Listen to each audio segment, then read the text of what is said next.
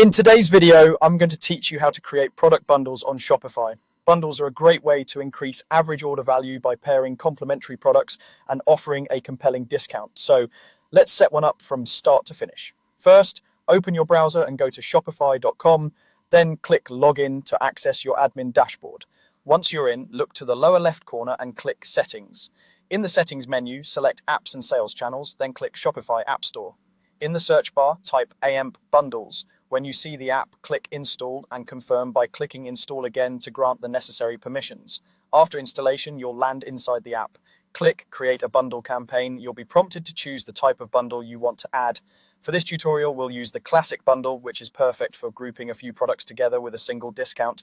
Click Select to continue. Start by adding a campaign name. Keep it clear and internal so you and your team can recognize it later. Next, add the products included in this bundle. Think about items that naturally go together, such as a main product with accessories, so the offer feels helpful to customers.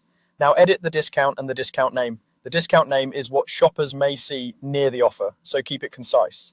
Choose a discount amount that's motivating but sustainable for your margins.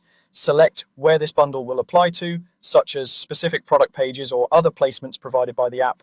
Then edit the discount type, for example, percentage off or a fixed amount, depending on your strategy. Adjust the offer visibility to control when and where it appears to customers. Set the active dates to define when the bundle starts and ends. Next, click Design. You may choose to go to the theme editor to edit this. If you want deeper control over how it integrates with your theme, edit the offer headline so it clearly explains the value. Edit the product information to ensure titles, images, and variants display the way you want. Edit the savings description to highlight exactly how much customers will save. Edit the button text so your call to action is obvious.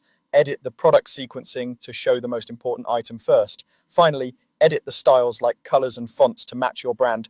When everything looks good, click Save. Thanks for watching, and don't forget to like and subscribe.